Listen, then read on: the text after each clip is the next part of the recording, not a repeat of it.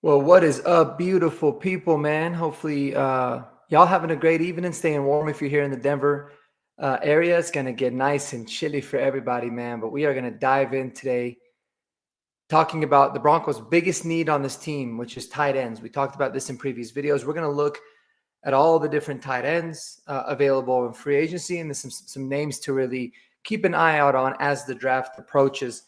We're going to be doing a lot of great draft work, some film reviews, a lot of different prospect videos in the coming weeks, coming months, really leading up to the NFL draft. But today we're going to talk about a lot of the free agents, and we're going to make you guys familiar with these names, just some guys that you guys can look at. You can do a little bit of independent research. You can really figure out, okay, what do you like about these guys? What do you not like?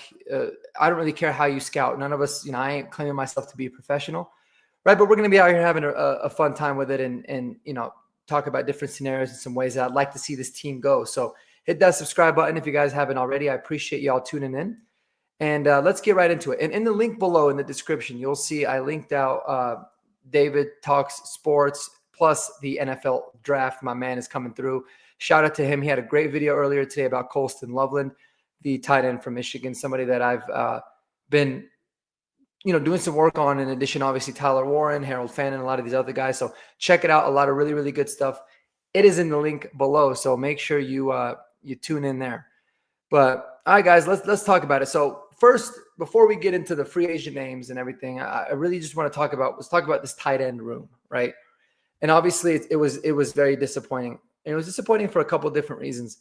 I just feel like the lack of trying to utilize these players was something that was a little bit kind of annoying. It was a little bit of a frustration. Now I get it. Your room consists of Adam Troutman, Lucas Kroll, Nate Atkins. None of these guys have really proven themselves so much in the NFL as being like elite at anything specific, right? Adam Troutman probably has the best track record of all of them, but he's always been someone that was a good blocking tight end, had a lot of intriguing traits coming out of college, but it never really came to fruition that much in the NFL. But he's probably the best of the bunch that we have, which is not saying much. Nate Atkins is a player I like because I like his versatility.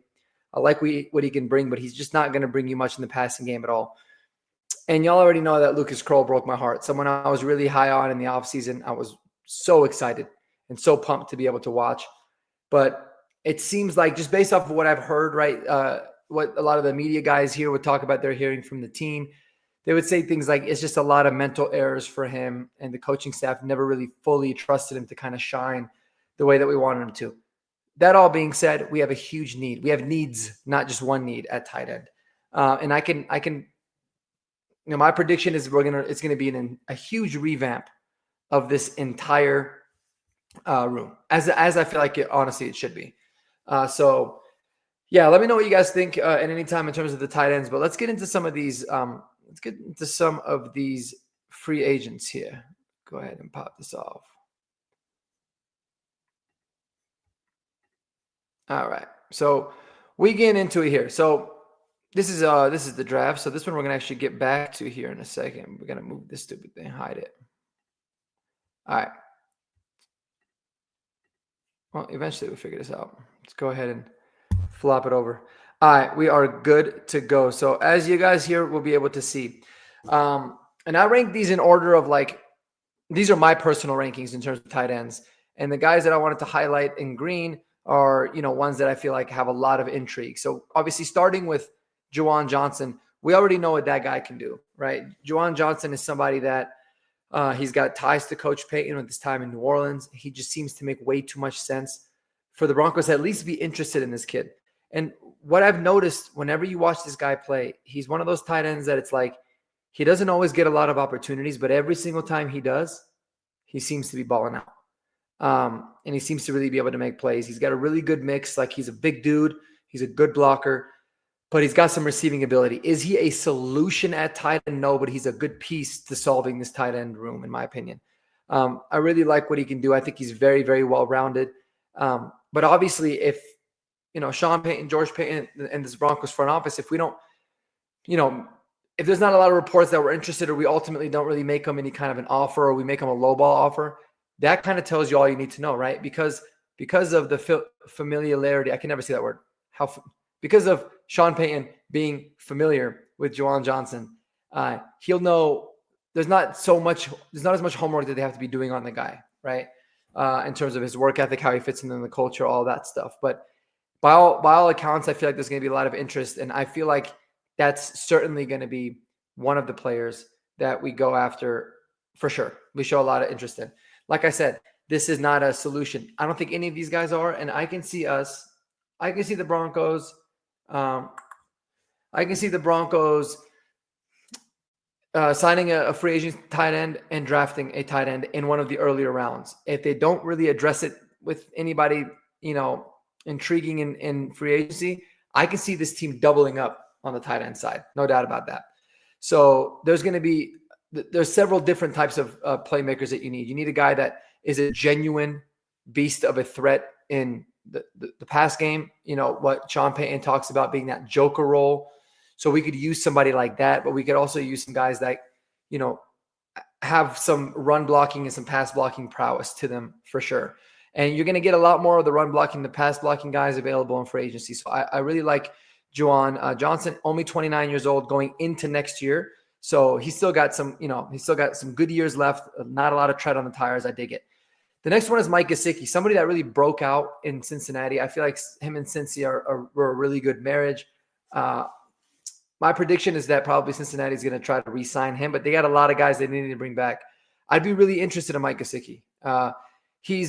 He'll be 30 going into next year, so he's a year older than Juwan Johnson. He's played a lot more football, but he's somebody that adds a lot of juice and a lot of firepower, and he's always fired up. I really like his game. I like the way that he plays. He tore us up here, so he'd be someone that could be an intriguing candidate as well. The third guy on my list here is Zach Ertz. Now, I am not a fan necessarily of the signing. I put him on there because I feel like overall he's probably the third best available tight end for the purposes of the NFL. But in terms of what the Broncos are looking for, he is a little bit older. I don't like the fact that he's 34. He's played a ton of football. He does have injury history. He had a pretty good year overall with Washington this year. But that being said, I think, he's probably a really good candidate just to stay there in Washington or go to another team that maybe has an up-and-coming young tight end there on their roster. So, I'd be fine with Zach Ertz, but I think that's more of a Band-Aid solution than anything else. And then Mo Alley-Cox, what I was really surprised about with Mo Alley-Cox, I can't believe he's 32 years old, man. That was pretty crazy. I thought he was definitely younger. I know he's been in the league for a while, but I didn't know it was that long. But he's an interesting guy, but unfortunately he's just battled so many different injuries. Great red zone target when healthy, but the age mixed with the not crazy production, mixed with a lot of different things. I just feel like, he might be somebody that is not going to be the best fit for us. Here's another really intriguing guy. That's why we got him here in green. It's Stone Smart, the tight end that used to be a quarterback for the Los Angeles Chargers. And the first time that I really got actually on the radar about this kid is when we were getting ready to face the Chargers in the second game on Thursday night, because Will Dissly was out. And then, I kind of looked at, okay, who's going to be their tight ends? They started talking about the Stone Smart kid. Super athletic, long, tall, kind of an impressive athlete. Now, you can see, I said to myself, I don't really know how he is in the blocking game, in the run and pass block, but he's undersized. He's more of like he's basically just a big wide receiver. And PFF did not rank his blocking good at all. So he's not really much of a blocker, but he's somebody that's interesting. He's got a lot of receiving ability. So if the Broncos were to bring him in, I'd be really interested in it. I think it would be a really good signing, but somebody that you would have to use in a very specific role. And given the way that we just kind of dumped Greg Dulcich and we don't really use guys that can't block, I just don't feel like it's going to be really a Peyton type of a signing. But hey, who knows, man? It certainly can be. But he's somebody that I wanted to bring you guys' attention. Do some homework, do some digging. Let me know what you guys think about someone like a Stone Smart. And, it'll help kind of round a lot of this out. And it'd be cool because once free agency starts, and once we start signing guys, we can always come back and we can reference, at least for myself, I can reference, okay, who do we talk about? Who did we like, not like? And then maybe we can reevaluate. But there'll be a couple more of these videos that I'll probably update till then, because it's such a fluid situation. Next three guys. And Stone Smart's still young, 27, barely played any football, so a lot of intrigue there. Next three guys: Harrison Bryant, Austin Hooper, Johnny Munt. These guys all kind of fit in that same mold, right? Guys that have got a decent amount of NFL experience. Harrison Bryant being the youngest of all of them, but they're all, fairly younger guys, not like they're crazy old or out of their prime. But of all these guys, Austin Hooper, no doubt about it, is the most well-rounded. He's the guy that I think has shown that he can catch the ball, be a pretty good receiver. He got himself a pretty lucrative contract when he signed with, I can't remember if it was when he signed with Cleveland or when he signed with Atlanta. I know one of those teams drafted him, and then I know he played for the Patriots. He got a pretty lucrative contract at one point. I think it was with the Falcons. And then he's kind of been a little bit of a quote unquote journeyman since then. Got I think a 1-year deal last year.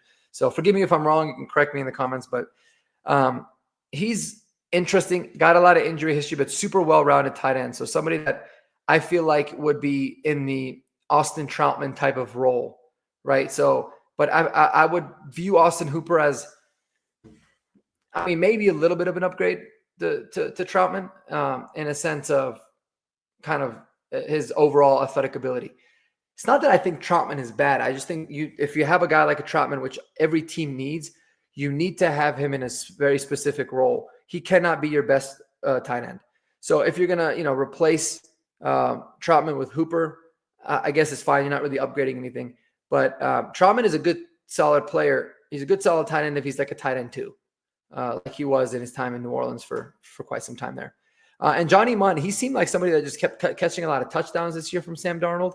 He was kind of doing this thing down there in Minnesota. I don't think he had that many touchdowns, but it seemed like every time I would, tune into red zone or need Aaron Jones to score a touchdown or just Justin Jefferson to score a touchdown, Johnny Munt would be the one that ended up getting it. But he's kind of an interesting player. And then the bottom three guys are guys that I started to really look into because there's a little bit of question marks. I didn't know too much about them. I knew the names, but I didn't know too much about what they could do. And I'm really, really intrigued by these guys. Kenny Yeboah, Kylan Granson, Hunter Long. Couple things here. Kenny Yeboah is someone that has got a ridiculous amount of talent. Like you go look at his size and then you look at his speed numbers and stuff when he's coming out of the draft. It's crazy. Unfortunately, he's been playing for the Jets. The Jets are the Jets, so who really plays well there? But man, he's someone that I'd be really interested in. And being the fact that he's only 26 years old, not really much of a blocking tight end, but my God, does he have the frame to do it? Proper coaching, proper scheme. This is somebody that I feel like is got a lot of intrigue to him. I'm not going to sit there and say I think he could be really, really good. I don't know enough about him to be able to confidently say that. But man, check out Kenny Yeboah. He's an impressive athlete, and he's done pretty well. I mean, go ahead and just look up some of his numbers here. I had him up earlier, but just to give you all an idea, he's 6'4", 250 pounds. He ran a 4.75 at the combine, which is decent. But at his pro day, according to sources, his pro day, he ran upper 4.5s, which is wild for a man of that size. But extremely long arms. His 10-yard, 20-yard split is super impressive. The guy's a hell of an athlete. I like it. I like getting guys that are have a lot of athlete but already have some experience under their belt, because I feel like a lot of the developing and everything's already done there. But you look at him for the regular season this year. He didn't play too much. He was injured in a few games, and so his numbers overall are not going to be anything extremely impressive. He had 5 catches, 47 yards, and a touchdown this year. And really in his career, he's a 9-catch guy. He's got 9 catches, 111 yards, and 1 touchdown. But what makes this kid interesting is that, yes, he's had some injuries that have kind of derailed a couple of the seasons. And I know this is going to sound crazy, but he's somebody that he's like those preseason training camp darlings every single year with the Jets, similar to A.T. Perry, who's with the Broncos now, who we got some content coming on with him.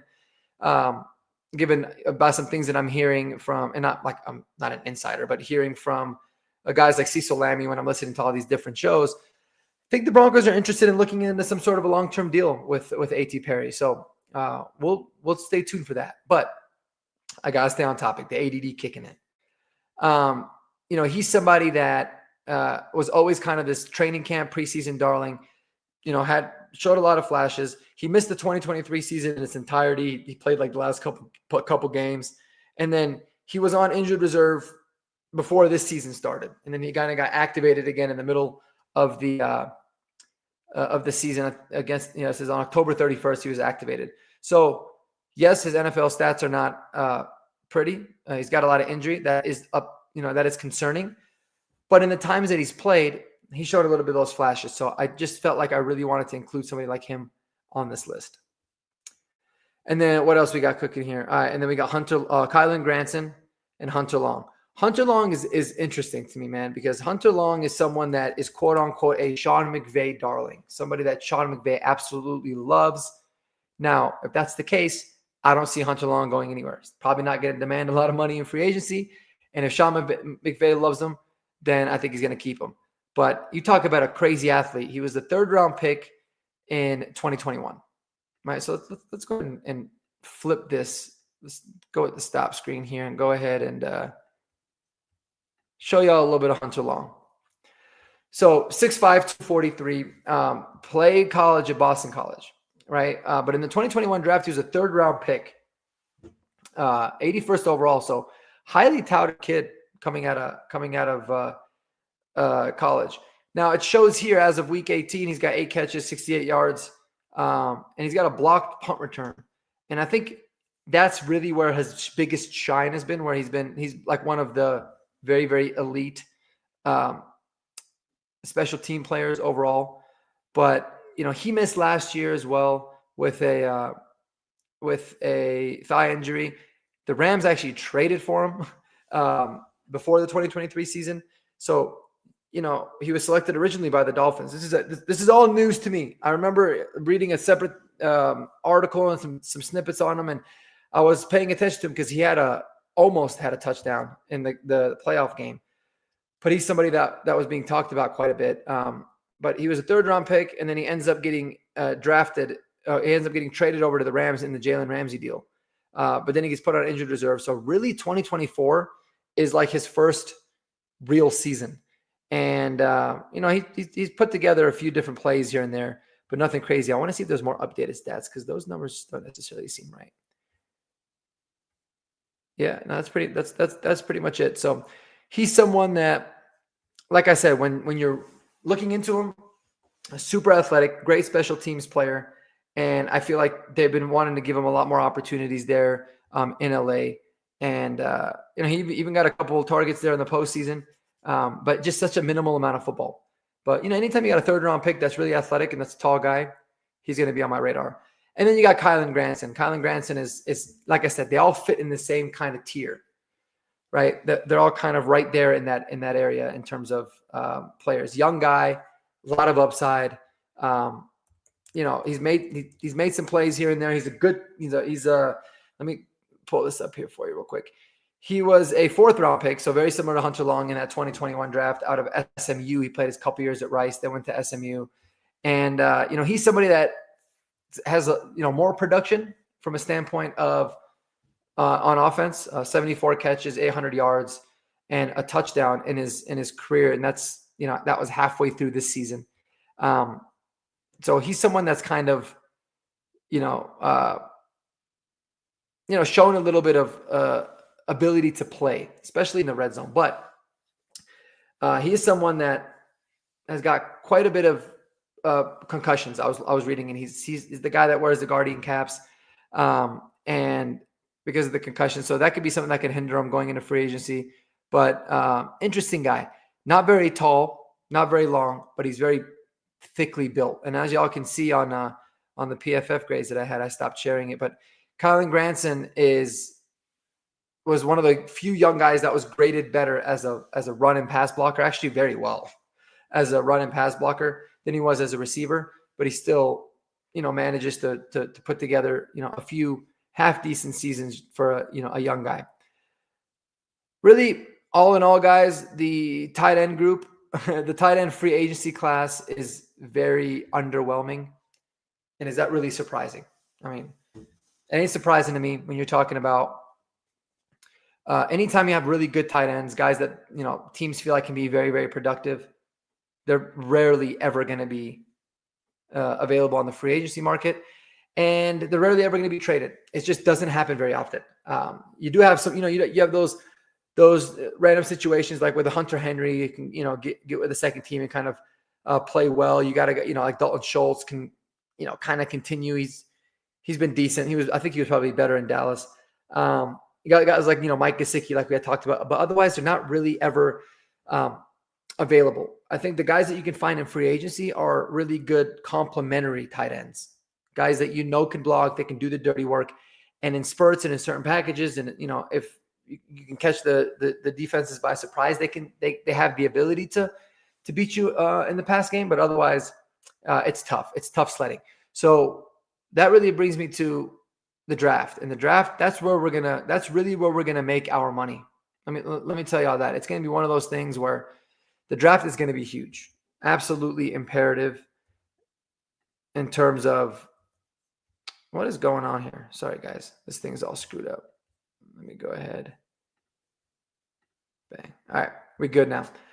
All right, so we got the draft. These are my rankings as of right now. And here's the thing: the Broncos picking at 20. I can confidently say, as it stands right now, and things always change in the draft process, but I can confidently say that like Colston Loveland and everyone else below him would probably be available at 20. If you're wanting Tyler Warren, you're probably gonna have to move up. The question is how much. Here's the thing I really love about this class, man. You've got a lot of guys that are just different styles of athlete. Like, I don't know if maybe it's because this year I'm paying way more attention to tight end in the draft than ever before, because we've always been talking about like quarterback, which thank God we don't need to. But my God, these guys are all so damn impressive. And a lot of them are like very well-rounded. They've shown the ability to block, do a lot of the dirty work, especially the guys from the big programs. You love to see it. But Tyler Warren, talk about a Swiss Army knife, man. Talk about Tyler Warren being somebody that is like, he screams Sean Payton. He could be Sean Payton's son for all I know. Line him up in the wildcat out of the backfield. He's thrown some passes. He's taken some punts for Penn State. Ridiculous receiver. Somebody that doesn't look like he's this unbelievably athletic guy. He's kind of built a little bit like he's tall and he's long, but he looks more like a fullback. But my God, he can stretch the field. He can catch it. His yards after the catch ability is actually extremely impressive. So I think he's just a stud tight end. I think he's so good. And he's such a Sean Payton guy because I think he does a lot of the things that, Sean Payton did with, why am I blanking on his name in New Orleans? Y'all know I'm talking about, BYU guy. Anyways, it'll come to me. I don't know why I'm blanking. That's so funny. But he does a lot of those kinds of like Joker things, but he doesn't have to ever get off the field, ever. So love Tyler Warren. Yeah, love the fact that he played at Penn State in big games, always showed up, showed out. Just a catching machine, does it all. Colston Loveland, like I said before, check out David Talks Broncos page. I linked it down below in the description. He had a great breakdown, great film review today on Colston Loveland. Someone that is interesting, really, really interesting, because he's a ridiculous athlete in a sense of like he looks taller and longer, but he gets a little down and dirty. And I love guys that have a history playing with Jim Harbaugh. I love it. Even though obviously this past season he wasn't there. Guys coming out of Michigan, especially like tight ends, running backs, line plays. I love it. So Colston Loveland, he's been mocked in a lot of different mock drafts to the Broncos already. So he's someone that I'm definitely a fan of, and I want to do more work and more look into. But he can really stretch the field.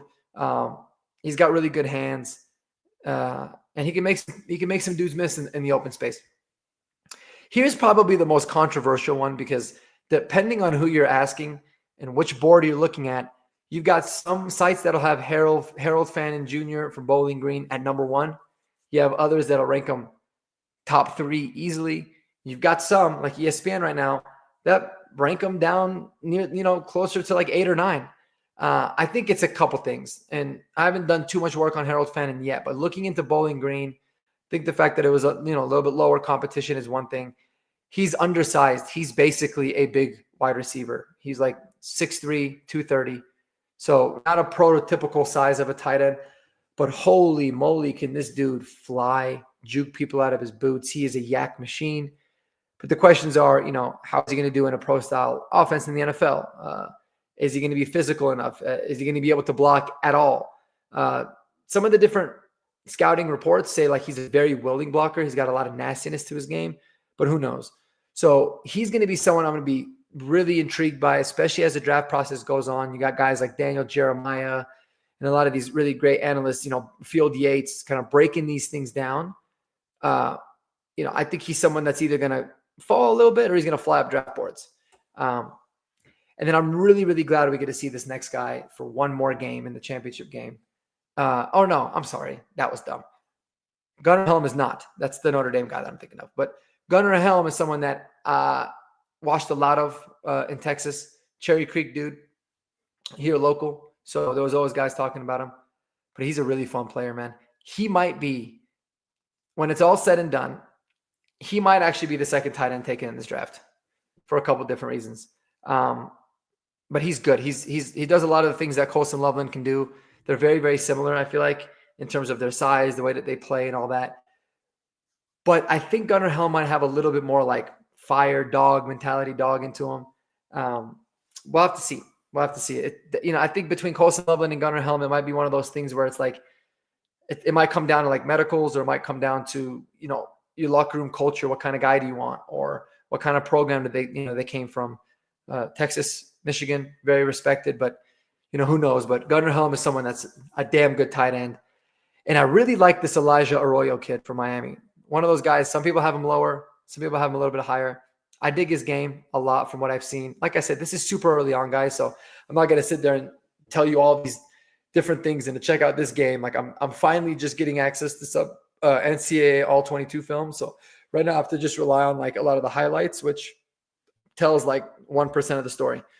And then, read up on articles, but, look into Elijah Arroyo. And then, Mitchell Evans from Notre Dame, really excited to see how he plays. He's kind of an interesting prospect in a sense of, what it is that he can do. And then you got Mason Taylor, Jason Taylor's kid, and Oscar Delp from Georgia. Haven't done too much looking into those bottom three guys, but I'm definitely looking forward to it. But regardless, guys, this is one of those things where, luckily for the Broncos, based on a lot of the experts, a lot of the guys that I really trust when it comes to NFL breakdowns, and there's so many.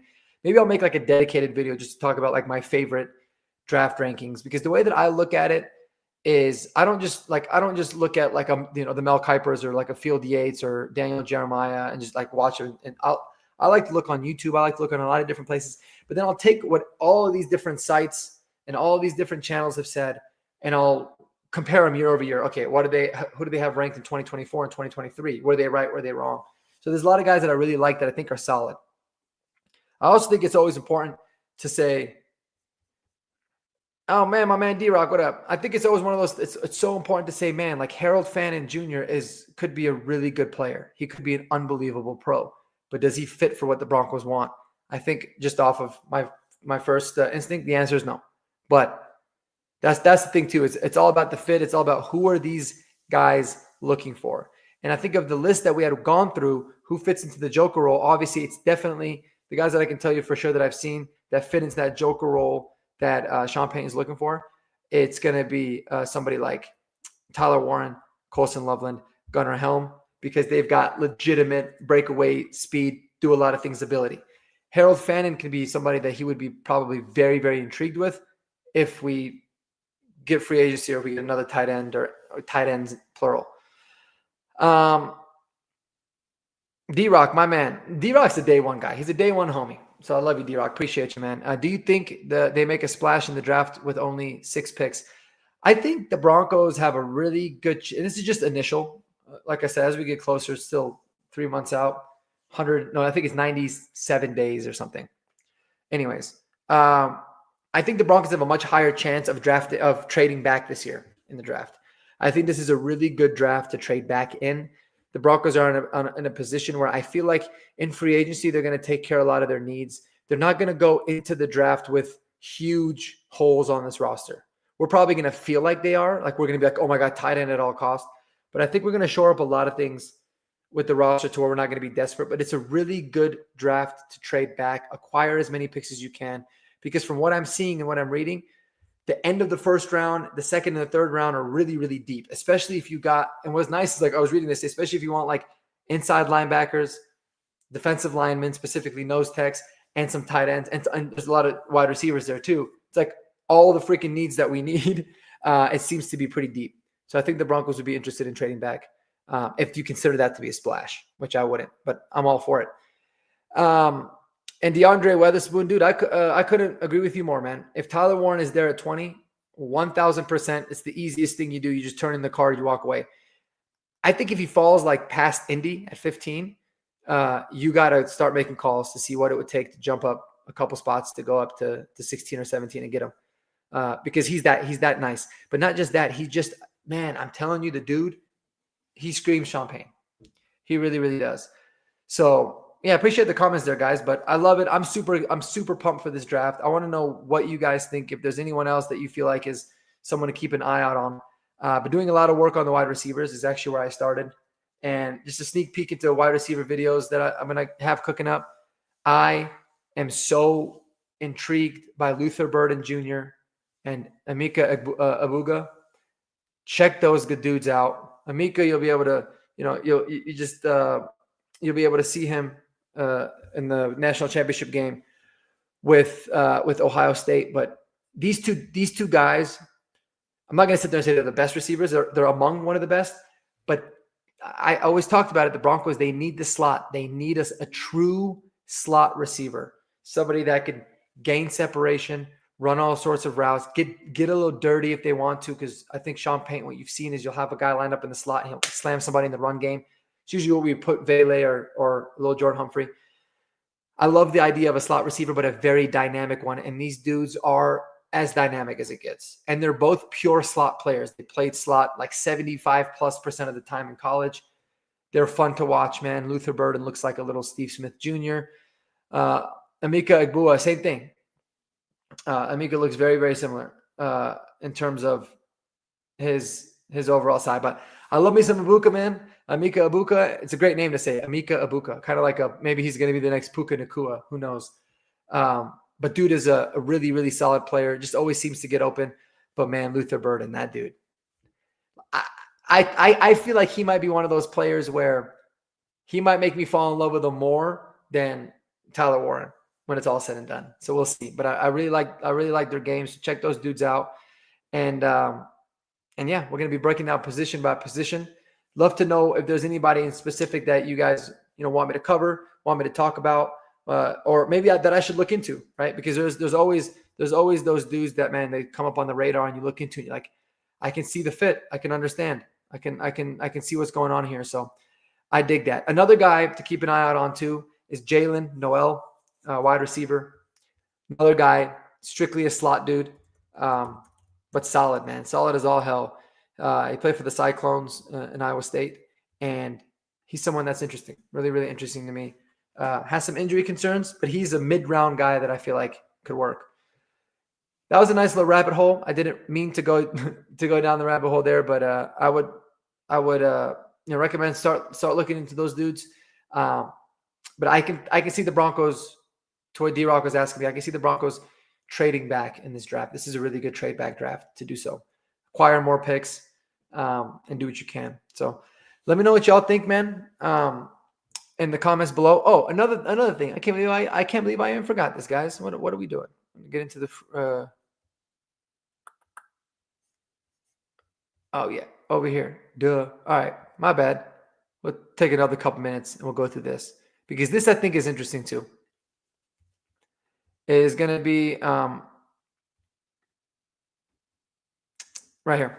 So the cut candidates. So some guys, some players that are expected to be cut or let go due to cap casualties. Evan Ingram, Noah Fant. Evan Ingram, I got a lot of intrigue with. He's shown that he could be a top tier tight end in this league, but he's also shown that he just can't really stay healthy. But he could be someone that could be interesting. Noah Fant. If we want to reunite with him, hey man, who knows? Maybe. Now that's a whole new coaching staff, whole new everything. He could be pretty solid. But here's the interesting things right here. The trade candidates.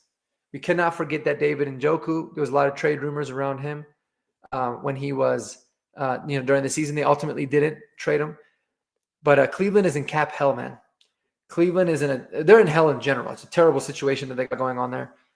They are in desperate need of a lot of different resources. So them not trading David Njoku, whether it's to the Broncos or not, would be the stupidest thing on the planet. So he's somebody that could certainly be a trade target for the Broncos. Kyle Pitts, we talked about it. It's like, I don't even know if they're legitimately going to trade him. He's still so young, but it just might be one of those things where, like, I'm so sick of talking about him because more for fantasy that, who knows with that. But then Dawson Knox and Daniel Bellinger are some guys that I've seen some articles about potentially being on the trade block or, being released after the season. Is really, really intriguing to me, especially Daniel Bellinger. Younger guy, shown a lot of flashes. Dawson Knox, now they got Kincaid there. Dawson Knox is somebody that I feel like he could be a really good player for us too. So those are just additional names to keep tabs on. But y'all, it's an even in for me, man. I'm going to go upstairs and chill. I hope you guys found this video helpful. Hope you guys learned something. But let me know in the comments below what you guys think about the tight end, free agency tight end group. And then the tight ends in the draft, and maybe some dudes that I should be looking out for and doing a little bit more digging on. So appreciate you guys, man. Take it easy. Spend time with those you love most. If you're in the Denver area, stay safe and stay warm. And we'll talk to y'all soon. Peace out.